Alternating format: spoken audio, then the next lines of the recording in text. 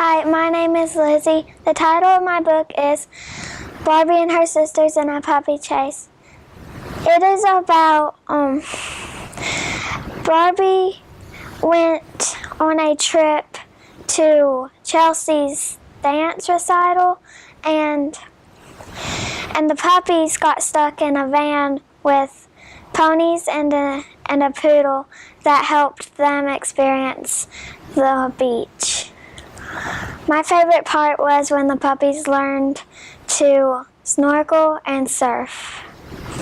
I think other kids should read this book because it's funny and it teaches you why you should love your pets.